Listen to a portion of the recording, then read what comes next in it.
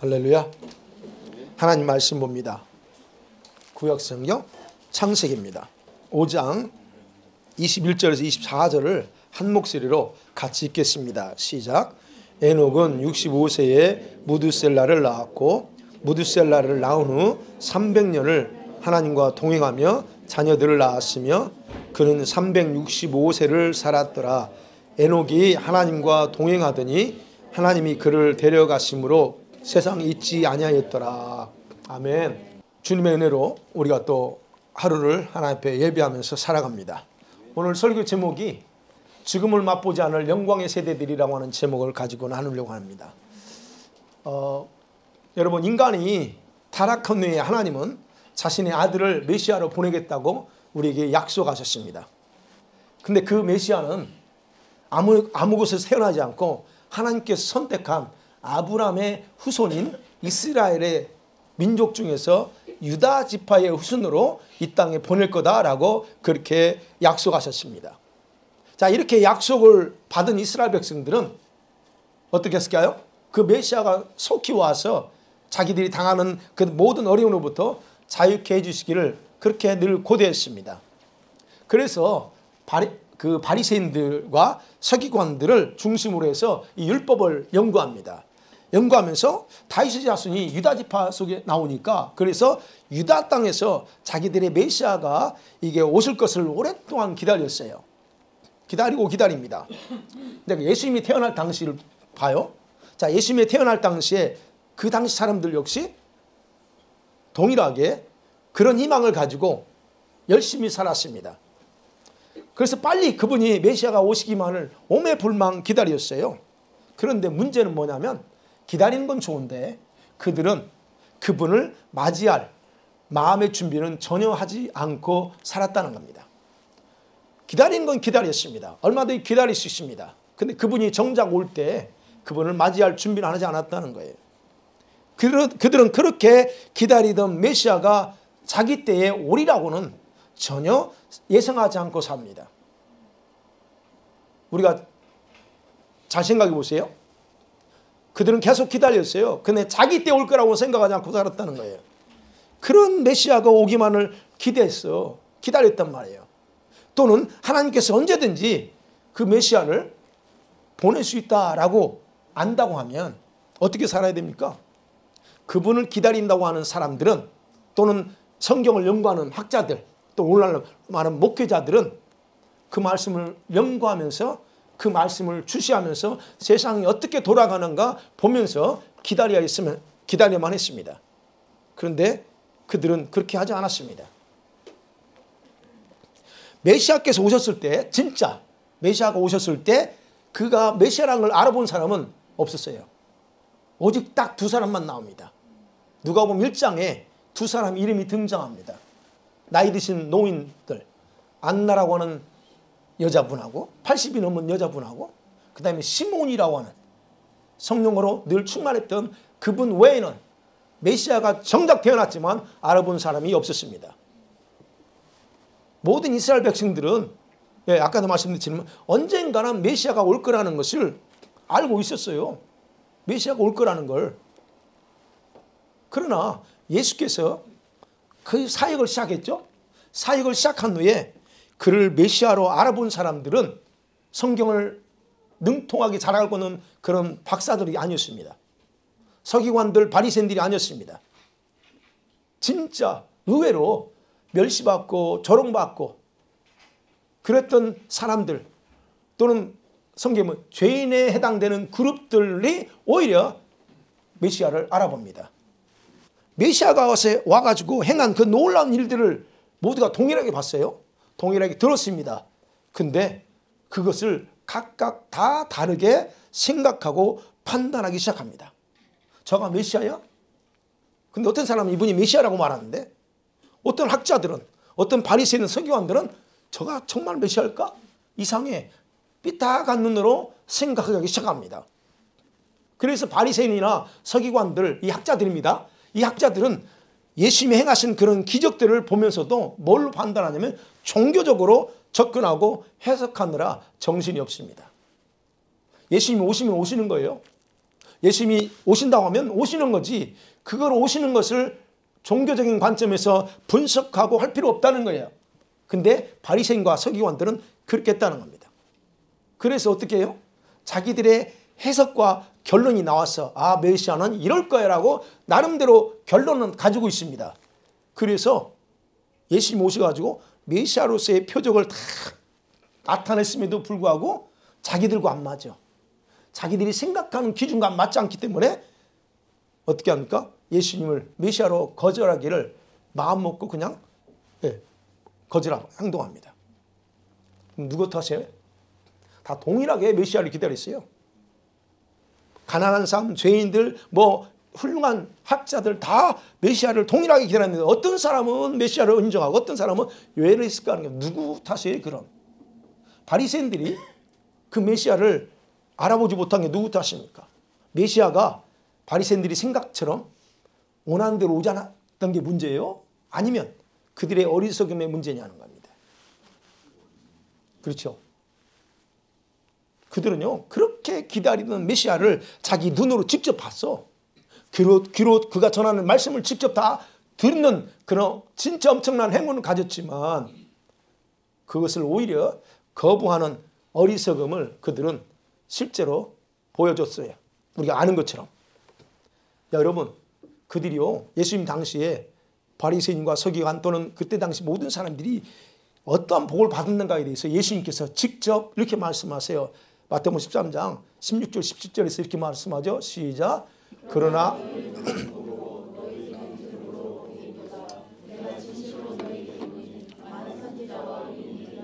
보는 것을 보고자 해도 보지 못하였고 너희가 듣는 것을 듣고자 해도 듣지 못하였느니라. 예수님이요, 지금 말하는 겁니다. 어마어마한 복을 너희들이 받았다는 거예요. 오랫동안 너희 선조들은 이걸 나를 보기 원했다는 거예요. 그러니까 결국 당시 메시아이신 예수를 보고 들었던 사람들은 역사상의 최고의 축복을 받은 세대들이었다는 겁니다. 그들에게는 예수께서 사회 가신 기간이 몇 년이에요? 3년이 보통 3년이라고 말합니다. 그 3년 동안 직접 그분한테 말씀 들었어요. 얼굴을 보면서 그분이 보면 얼마든지 그분이 메시아인지 아닌지를 분명하게 판단할 수 있었어요. 그런데 끝끝내 결국 거절하면서 메시아를 죽이는 결론을 내립니다. 예수님께서 요한복음 14장 3절에서 제자들에게 말하죠. 내가 천국에 갔다가 다시 올 거야 라고 약속하죠. 다시 오신다고 합니다. 그러면서 예수님 부활한 후에 40일 동안 계시다가 이제 승천하시죠. 사도행전 1장에 봅니다. 500명이 보는 앞에서 예수님이 구름을 타고 그 다음에 두 사람의 천사와 함께 승천합니다. 근데 그렇게 승천하는 모습을 500명이 다 쳐다봅니다. 그러니까 그 옆에 있던 두 명이 그 쳐다보는 사람들한테 다음과 같이 말하죠. 사도행전 1장 11절에 그렇게 기도하고 있습니다. 시작. 이르되 갈릴리 사람들아 어찌하여 서서 하늘을 쳐다보느냐. 너희 가운데서 하늘로 올려주신 예수는 하늘로 가심을 본 그대로 오시리라. 아멘. 자, 예수님이 이 땅에 오셨다가 자기 사역을 다 마무리하시고 완성하시고 하늘로 올라가셨습니다. 그리고 그걸로 끝나지 않고 뭐라고 말씀합니까? 내가 다시 올게 말씀합니다. 자, 구약시대 사람들은 오실 메시아를 기다렸습니다. 그리고 예수님 당시 사람은 그런 엄청난 행운을 받고 예수님 봤습니다. 근데 지금 오늘날 우리는 뭘 기다립니까? 이렇게 다시 오시겠다고 하시는 예수님을 기다리고 있습니다. 그죠? 자, 이때부터 예수님이 승천한 이후부터 교회는 예수님의 재림에 대한 약속을 믿고 지금 기다리고 있죠. 자, 이스라엘 백성들이 여러분 메시아가 오시기를 오랫동안 기다렸던 것처럼 오늘날 전 세계에 있는 교회들은 예수께서 다시 이 땅에 재림하실 것을 믿고 기다리고 있습니다. 근데 이 약속이 2000년이라는 시간이 지났어요. 2000년이라는 시간이 흘렀지만 그 약속은 아직도 성취되지 않았습니다. 언제 성취될까요? 얼른 성취됐으면 좋겠죠? 2000년이 지났습니다. 자, 그럼에도 불구하고 정상적인 그리스도인이라면 예수님의 재림을 믿습니다. 믿습니까? 여러분 정말 주님이 재림하는 걸 믿으세요? 네. 이렇게 주님이 비록 10년 전에 20년 전에 안 오셨을지라도 1000년 전에 안 오셨을지라도 주님의 재림을 기다리면서 사는 생활을 재림신앙이라 그렇게 말합니다. 내가 오늘 죽어도 주님 앞에 올바로 서겠다고 하는 그 믿음으로 가는 걸 재림신앙이라고 그래요. 우리는 언제든지 죽을 수 있잖아요. 예. 그분 앞에 그래서 언제든지 모르기 때문에 늘 내가 주님 앞에 떳떳하게 서겠다고 하는 그런 자세로 사는 거, 이게 재림신앙이에요. 주님이 오셔야만 되는 것만 아니라 이런 신앙으로 가지고 살아요. 그러면 우리가 봐요. 10년 전에, 20년, 30년 전에 우리 부모 세대들 이런 신앙을 가지고 살다가 지금은 천국에 가신 분들이 많이 계세요. 근데 그분들은 주님을 기다렸지만 재림을 보지 못했습니다. 그죠? 그래서 그 자녀들인 우리가, 우리 엄마 아빠가 그렇게 예수님 재림을 기다려도 안 오대. 그래서 오늘 우리가 예수님의 재림을 기대하지 않는지도 모릅니다. 왜? 그렇게 기다리는데 안 오니까. 대부분의 성도들 마음에는 여러분 이런 신앙을 가지고 있지 않아요. 재림의 신앙을 가지고 있지 않습니다. 우리는 지금 우리 공동체는 예수님의 재림을 굉장히 사모하며 가지고 있는 거 알아요. 그러나 일반적으로는 이런 재림의 신앙을 가지고 있지 않습니다. 왜냐하면 기다려도 오지 않아서 많이 포기했거든요. 포기하고 삽니다. 그래서 그들의 내린 마음의 결론이 뭐예요? 그들의 마음에 내린 결론은 이걸 가지고 살아요. 오시기는 해. 그러나 알 수 없는 어떤 때에 오시겠지라고 하는 그런 자기들 나름대로의 결론, 막연한 생각을 가지고 살아갑니다. 안 그러세요, 여러분?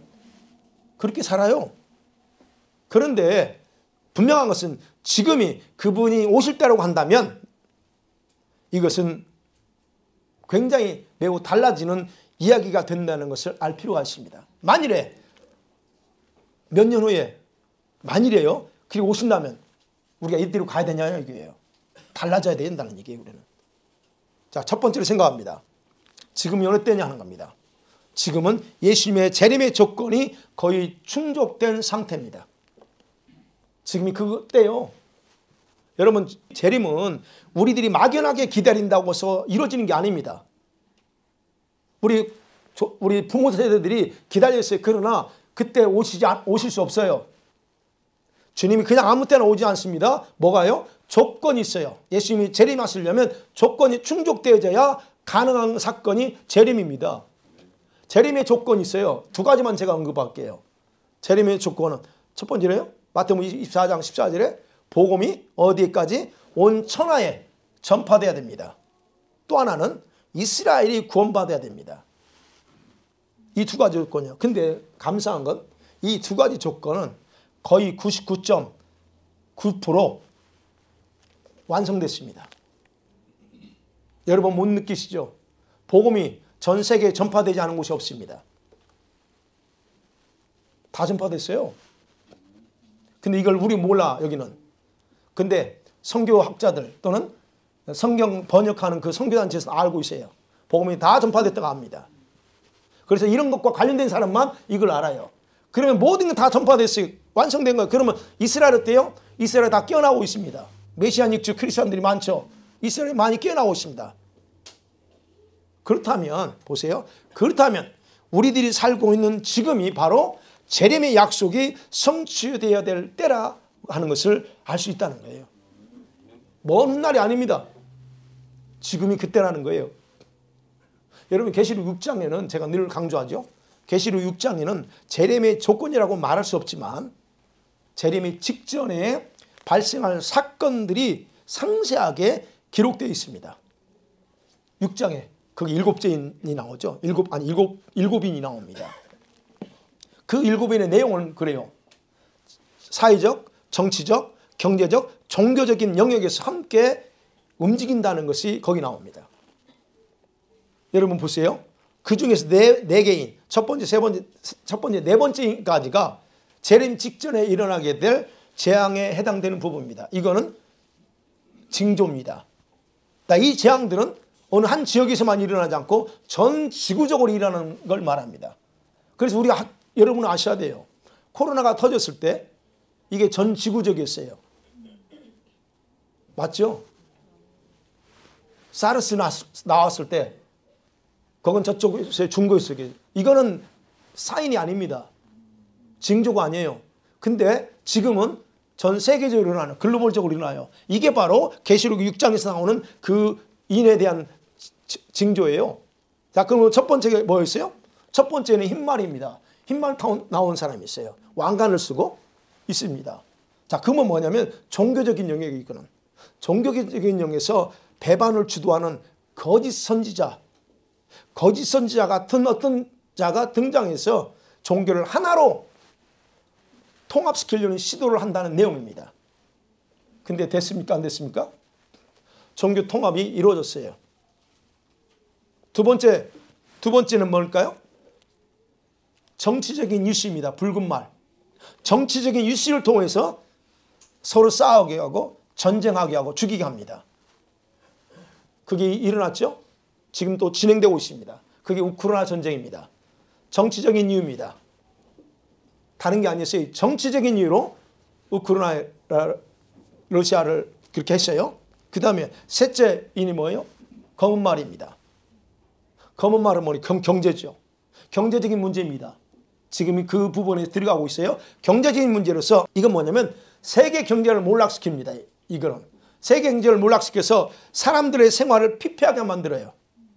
그래서 사람들을 새로운 경제 체제에 복종시키려고 하는 그런 어떤 제도가 등장할 겁니다.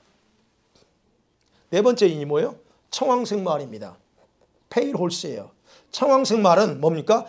네 가지 답니다. 사회적, 정치적, 종교적, 경제적인 영역을 다 포함해서 수많은 사람들을 몰락시킬 겁니다.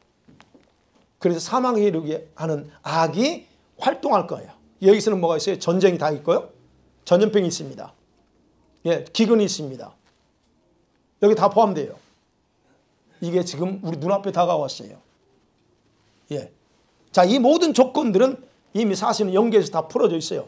그런데 영계에서는 이 지상에 올라오면 얼마간의 시간이 필요합니다. 우리 시간. 그리고 시간이 지나면 이거 현실 세계에서 성취되는 것을 우리 눈으로 직접 보게 될 것이고 그 성취된 현장에 저와 여러분이 있을 것이고 그 성취 때문에 우리가 고통당할 겁니다. 그게 얼마 안 남았다는 거예요, 지금.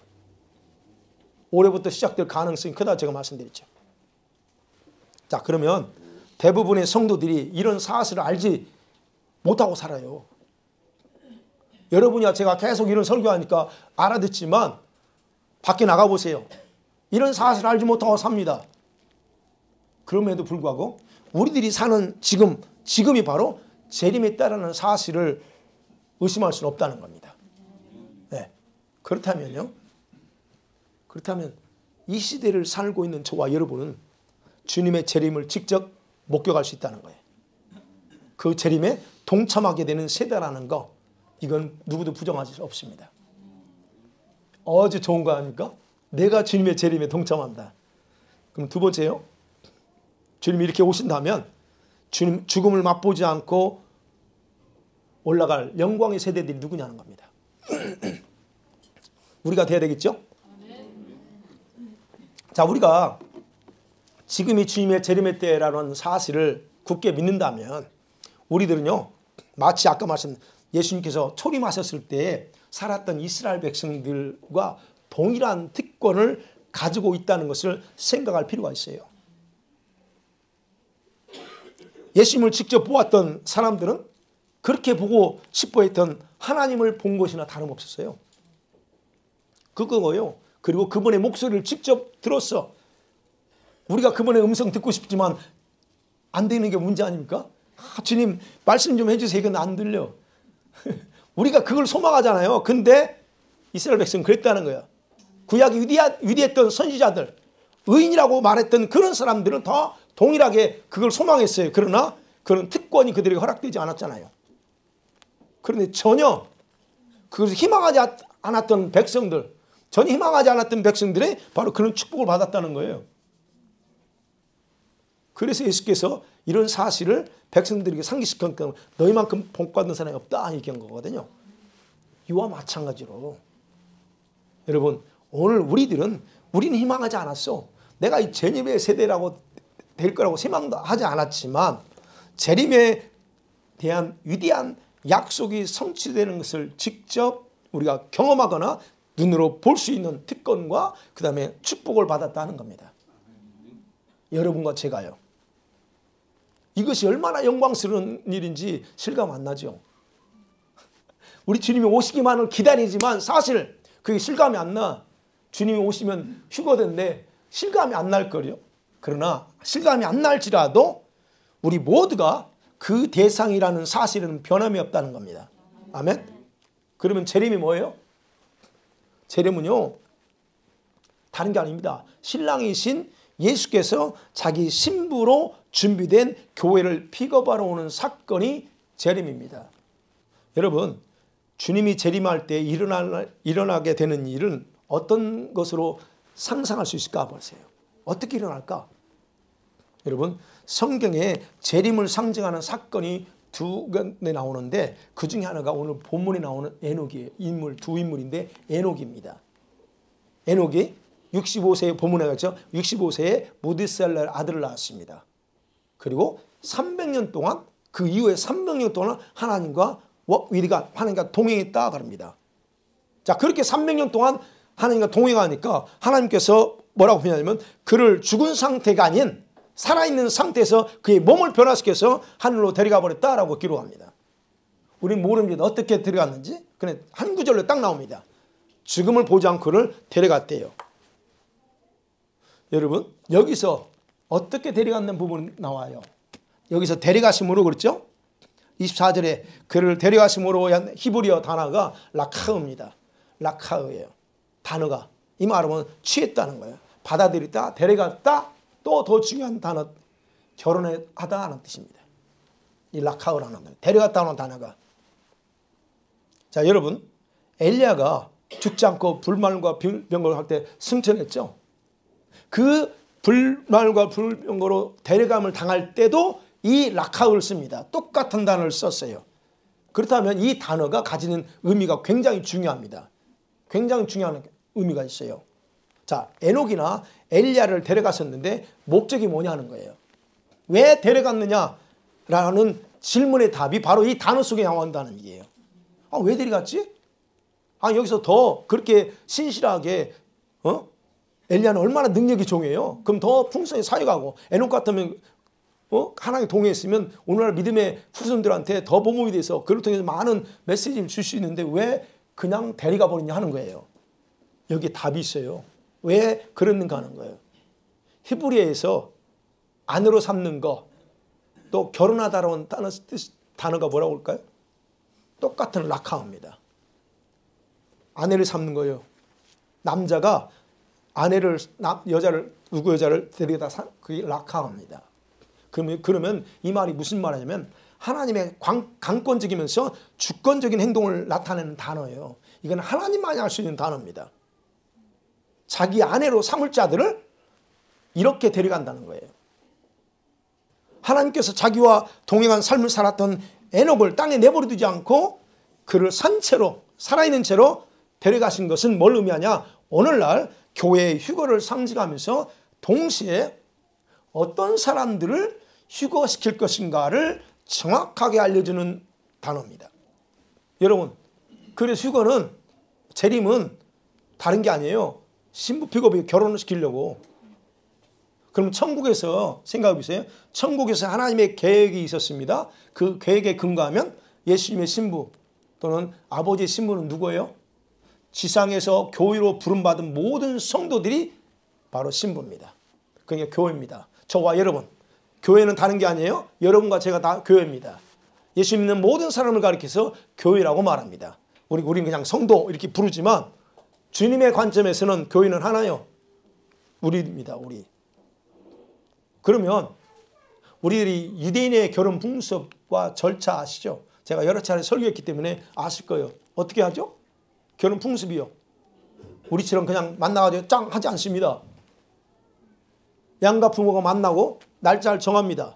그죠? 풍습이 그래요. 정하고 그러고 나서 바로 안 합니다. 1년이든 2년이든 남자가 자기가 살 집을 마련해요. 그리고 예수님 말하면 내가 집 마련으로 갈게 갔었어요. 그리고 그게 1년이 될지 2년이 될지 모르지만 딱 되면 그때 신랑이 와서 데려가는 거예요. 그죠? 그러면 이게 결혼 풍습이야. 근데 절차가 있어요. 그럼 그 절차 중에서 신부들은 그럼 뭐 하냐는 거야. 약혼한 신부들은 신랑이 데리러 올 때까지 어떻게 해야 돼요? 자기 정제를 지킵니다. 그러면서 언제든지 신랑이 올지 모르니까 매일 단장하고 준비하고 있어야 돼요. 그게 신부의 역할입니다. 그렇다고 하면 보세요. 하나님께 지상의 신부는 교회라고 그랬어요. 그러면 신부인 교회의 책임은 명확하게 나와 있어요. 그죠? 교회가 뭘 해야 되냐는 거예요. 교회가 신부인데 뭘 해야 되냐는 거예요. 그러면 기본적으로 이 지상의 교회들이 그분의 신부로 준비되어야 된다는 얘기예요. 그게.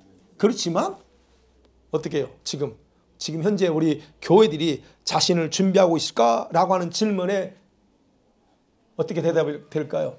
그렇다라고 대답하기가 어려워요. 어려워. 일반적인 교회들은 다 그래요. 대부분 준비하지 않고 그냥 있다는 거, 부정할 수 없다는 겁니다. 아니, 생각해 보세요.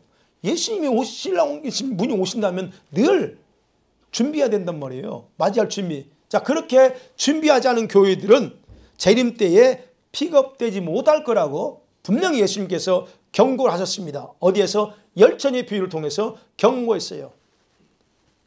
아시죠? 자, 그럼에도 이 시대의 모든 교회들은, 자, 우리가 뭐 픽업 되든 안 되든 상관없이 이 시대의 모든 교회들은 죽음을 맛보지 않고 휴거될 영광의 세대라고 하는 것은 변함이 없다는 겁니다. 그러니까 일단 저와 여러분이 죽음 맛보지 않을 영광의 세대들이라는 거예요. 그러면 생각합니다. 세 번째 마지막 한 번 더 생각합니다. 지금 이때가 어떤 때냐? 거부할 수 없는 사건이 우리 눈앞에 다가오고 있습니다. 지금이 그런 시대입니다. 예수님 당시 사람들이 아까 말씀드렸죠. 자기들의 눈으로 직접 메시아를 볼 거라고 생각하지 않았어요. 이 시대를 살고 있는 우리 모든 그리스도인 대부분 다 그렇게 생각하고 있어요. 언젠가는 오시지. 내가 그분을 맞이할 거라는 생각하지 않고 있다는 거예요. 그렇지만 분명한 것은 그럴지라도 분명한 것은 바로 지금 이 시대에 살고 있는 모든 그리스도인들이 영광의 세대요. 죽음을 맛보지 않을 세대라는 것은 변함이 없다는 거예요. 여러분, 엔녹과 엘리야 이 두 사람은 죽음을 보지 않고 올라가는 세대들을 향한 대표 인물이에요. 맞죠? 죽음 보지 않고 올라갔습니다. 그러면 생각해보죠. 저와 여러분이 왜 우리들이 영광의 세대냐 하는 거예요. 왜 저와 여러분 영광의 세대요? 분명한 것은 과거 50년, 100년 전에도 교회는 있었어요. 근데 지금의 교회가 왜 영광의 세대냐? 이 땅에 살고 있는 모든 그리스도인들이 하나님께서 창세전에 자신의 영광을 함께 나누기로 오랫동안 꿈꿔왔던 그리고 기다려왔던 교회이기 때문에 그래요. 에베소 1장에서 제가 설명했죠. 하나님이 창세전에 계획했던 게 뭐냐? 교회입니다. 그 교회가 뭐냐? 자기 신부예요. 그 오랫동안 꿈꿨던 것들. 그것이 바로 그 대상이 저와 여러분이기 때문에 우리가 영광의 세대라는 거예요. 하나님은 자신의 영광을 아들이신 예수님께 다 영광을 다 주셨어요.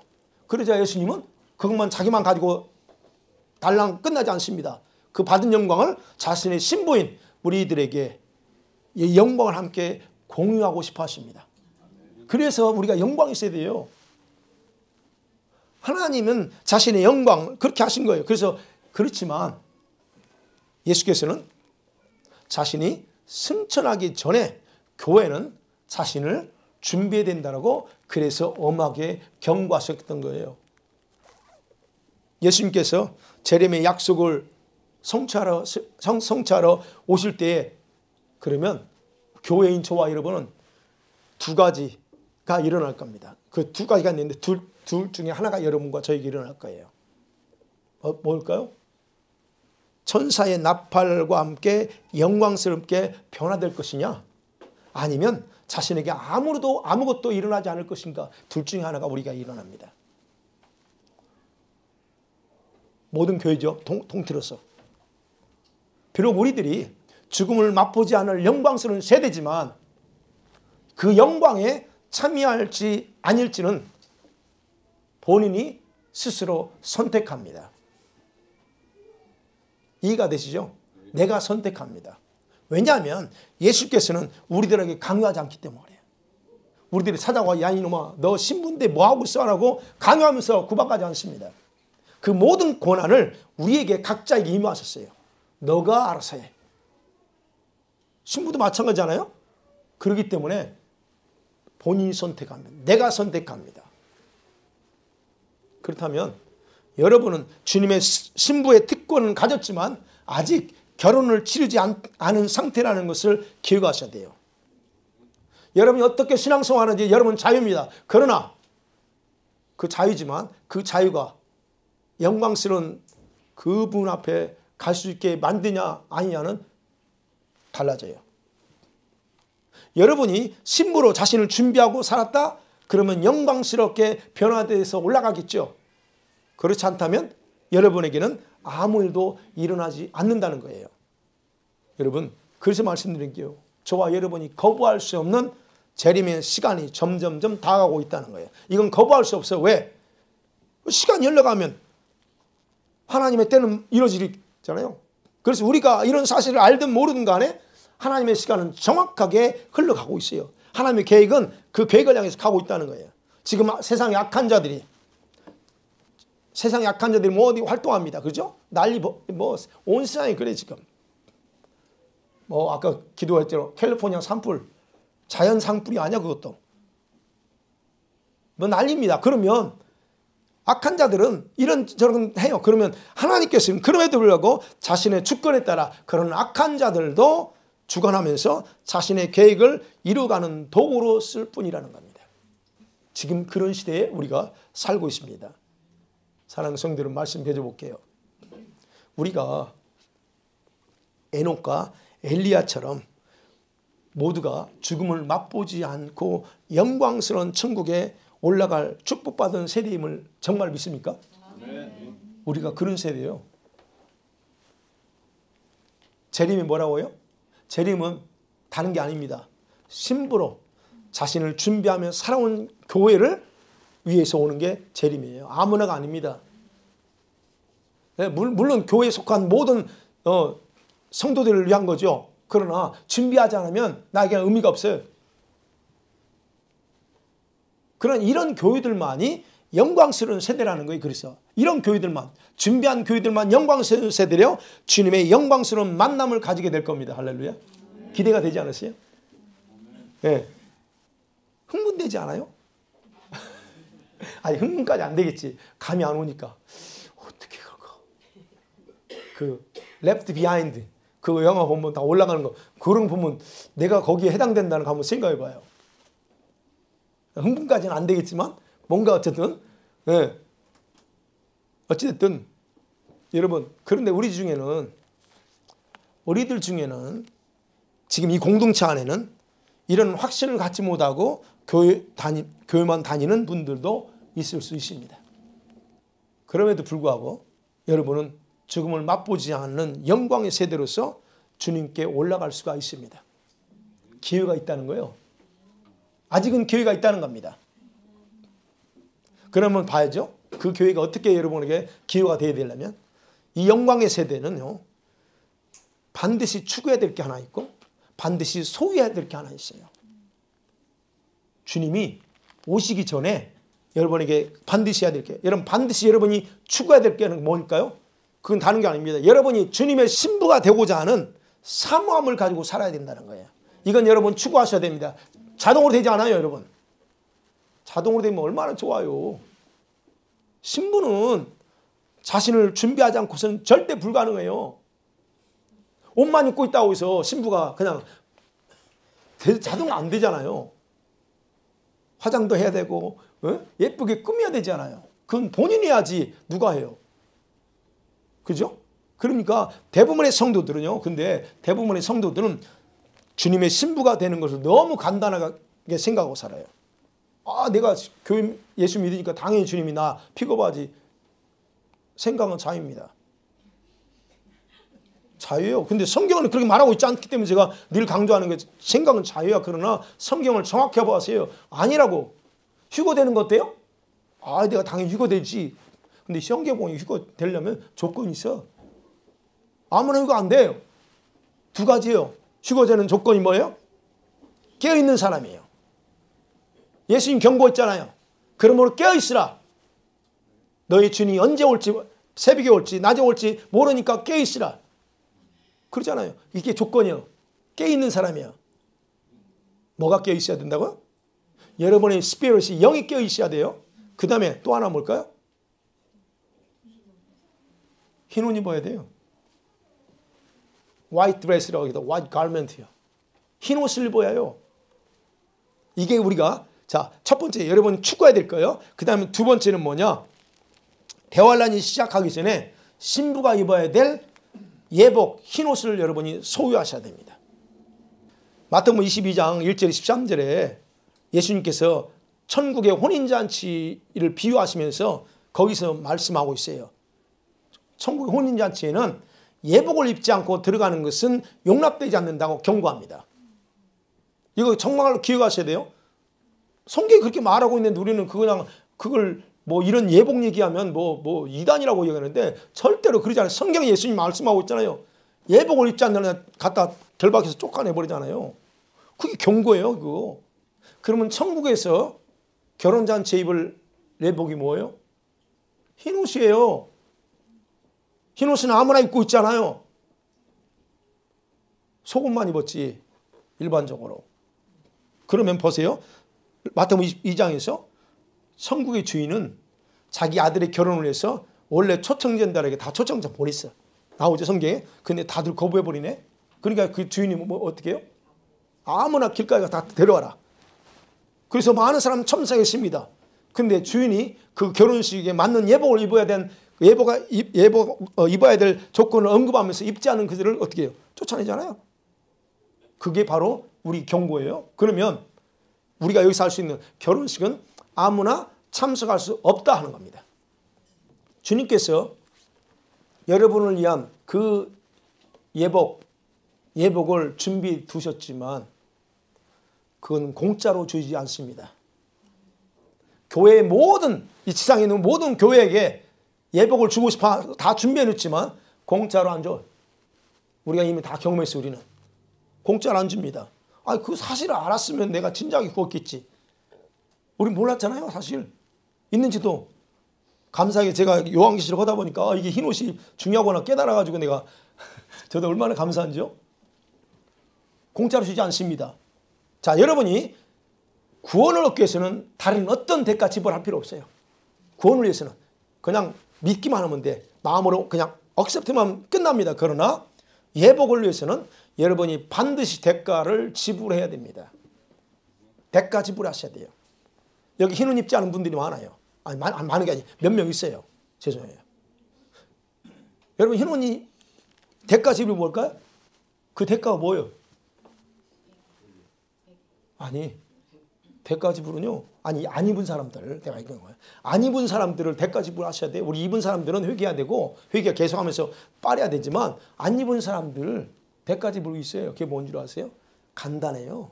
여러분 돈 내라고 하지 않습니다. 헌금 많이 라고 말하지 않고 여러분 많이 봉사라고 말하지 않아요. 뭘 요구할까요? 여러분이 간절한 요청을 말합니다. 요청하세요. 그것만 끝납니다. 얼마나 쉬워요? 대가가? 요청만 하죠. 주님 나 예복 주세요 라고 요청하면 돼. 근데 이걸 안 하거든요. 사람들이. 그래서 여러분 흰옷에 대해서 이제 나오지만 흰옷에 대해서 여러분 너무 걱정하자마자 입은 사람들 뭐 흰옷이 더러워졌네 찢어졌네 그거 가지고 불안하지 마세요. 그런 분들이 있어. 들려오는 소리가. 왜 걱정을 해요? 아니 우리가 매일 기도하고 하면서 왜 걱정하냐고. 물론 이제 안 본 사이에 죄를 졌으면 모를까. 그건 회개하지 당연히. 웬만해서는 주님이 뺏어가지 않습니다. 그 대신 어떻게 해야 돼요? 매일매일 빨면 돼요. 그냥 너무 그거 가지고 걱정하지 마시라는 거예요. 막 불안해가지고 어떻게 하지 마시라는 거예요. 제발. 그래서 어쨌든 예복을 입지 않는 사람들은 이 예복을 반드시 소유하셔야 됩니다. 요청하세요. 주님, 나 예복 안 입었어요. 나 좀 입혀달라고 기도하세요. 간절히. 그래서 제가 거기 갔다 오면서 이제는 내가 우리 교회에서 그런 기도를 해야 되겠다라고 생각이 들어서 이제 입지 않은 분들 이렇게 중심으로 해서 그런 기도하려고 그래요. 그래서 그분들을 입어야 되니까. 네. 여러분, 우리 신랑이신 예수님께서요, 이렇게 말씀하세요. 계속적으로, 지금 이 설교와 관련돼서 계속적으로 내 안에 거하라. 그리고 나를 바라보며 붙어 있으라 그러세요. 어제 여기서 기도합니다. 하나님, 주님, 하실 말씀 뭐 있어요? 라고 기도할 때 이 말씀 하세요. 어제는 간단하더라고. 계속적으로 내 안에 거하라. 그리고 나를 바라보면서 붙어 있으라. 내가 너희들과 함께하고 있고, 그리고 한 사람도 내가 빼앗기지 않으리라. 아멘. 내게 속한 자는 내가 다 보호한다 라고 여기까지 말씀하시더라고요.